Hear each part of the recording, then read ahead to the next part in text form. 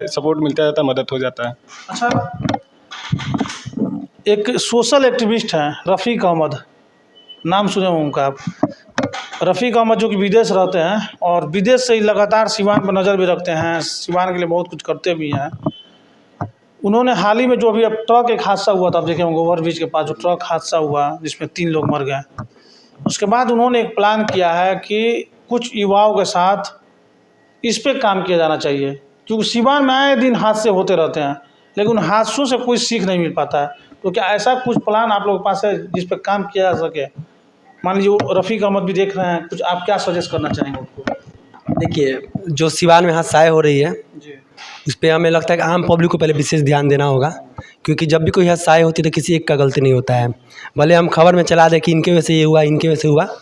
सिवान के जितने भी हम लोग मुख्य लोग हैं जिनके वजह से सिवान में मतलब विकास की धाराएँ बह रही या कहे कि छोटा-छोटा योगदान हो रहा है, हम सभी को मिलकर इस निर्णय लेना होगा कि भीड़ वाली जगहों पे प्रशासन की व्यवस्था कैसे करनी है, क्योंकि हमें लगता है कि जहाँ भीड़ होती है वहीं पे प्रशासन नहीं होता है।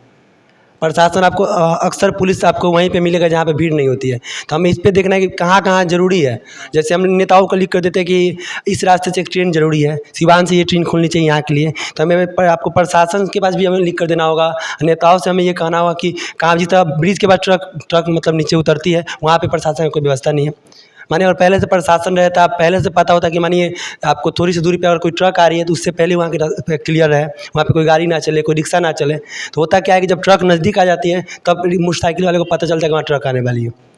और प्रशासन वहाँ पे पहले से ट्रैफिक वहाँ देख रेख होता है तो पता में चल सकता है कि हाँ गाड़ी आने वाली है, तो हम पहले से सचेत रहते हैं। तो क्या होता है जब हादसाएँ जब हमारे सर पे आती है, जब हमारे मुसीबत सर पे आती है, तब हमें एहसास होता है कि हमें इसकी ज़रूरत है, तो हमें इस पर काम करना होगा। बहुत सारे अभी सबसे बड़ा कारण ये भी है कि बहुत सारे आप देख रहे हैं कि रोड पे जो किराने दुकानें खुल रही है, मेरा जगह इतना ही दूर पे लेकिन हम आगे बढ़ाकर दुकान लगा रहे हैं। अतिक्रमण के वजह से भी हो रहा है, जब भीड़ हो रही है तो गाड़ी कोई स्पीड में आ रही है, एक बेग अब ये हो क्या रहा है कि माने भीड़ है तो गाड़ी यहाँ पे आ रही है, अब पता चल रहा है कि कुछ दूर पे जाकर कि हाँ यहाँ पे दुकान एकदम आपको रोड तक लगा हुआ है, तो वो कंट्रोल नहीं कर पा रहा है। और एक लाइन में एक कतार में बाहर में जब दिल्ली में आप जाइएगा तो सारे सड़क की चौड़ाई एक जैसी है, अभी आपको कोई अंतर नहीं दिखेगा। और आप 2 किलोमीटर पीछे है तो आपको उतना ही चौड़ाई दिखेगा, और 2 किलोमीटर आगे जाइए तभी आपको वही चौड़ाई, लेकिन सिवान में उस तरह की व्यवस्था नहीं है। और इस पर काम होता है तो हमें उम्मीद है कि ये हादसाएँ कम होंगी। यानी सड़कों पे होने वाले अतिक्रमण जो है, जो लोगों ने अतिक्रमण कर रखा हुआ है, उसको भी हटाना चाहिए। और हमने एक खबर दिखाया था खास करके सिवान ओवरब्रिज के ऊपर। सिवान ओवरब्रिज पे जब आप डीएवी मोड़ से चढ़ेंगे तो देखेंगे ओवरब्रिज के दोनों साइड में उसको पार्किंग बना दिया गया, पार्किंग की तरह गाड़ियाँ वहाँ पे खड़ी रहती हैं सुबह हो या शाम। इससे भी कहीं ना कहीं दिक्कत होता है। तो क्योंकि आप लोग संस्था के थ्रू काम करते हैं, नीतीश जी क्या लग रहा है इस पे भी काम करने की ज़रूरत है, ताकि पुलिस प्रशासन को भी एक चिट्ठी दिया जाए कि इस तरह के जो गाड़ियाँ लग रही है न लगे, उस पर फाइन लगे, इस पर भी तो काम होना चाहिए। क्या लग रहा है? देखिए, मैं तो हमेशा ये चीज़ सोचता हूँ कि आने वाले समय में अगर कभी मौका मिला, ट्रैफिक टीम के साथ अगर कभी बैठने की बातचीत हुई और उस बैठक में ट्रैफिक टीम और साथ में अगर नगर पालिका की टीम बैठी होगी, तो मेरा एक ये पर्सनल सजेशन रहेगा कि जो भी हमारे शहरी क्षेत्र के जस्ट बाहर के इलाके हैं, चारों तरफ एक एक पार्किंग सबसे पहले होना चाहिए, जहां पे कुछ वैसी गाड़ियों को पार्क कर दिया जाए जिसकी शहर में कोई ज़रूरत नहीं है।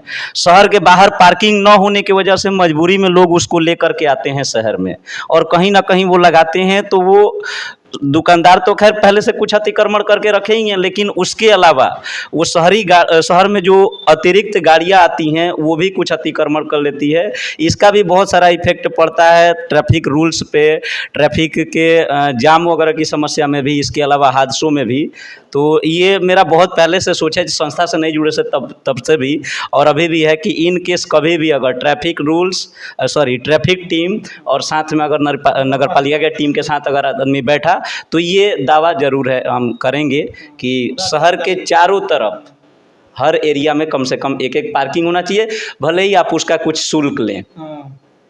और हम उम्मीद करते हैं कि अगर ये व्यवस्था होगी तो जो लोग शहर में गाड़ी लेकर आते हैं वो लोग वहाँ पे अपना गाड़ियाँ लगा देंगे, तो बहुत कुछ उसमें हमारा सहज हो जाएगा, रास्तों पे चलना भी।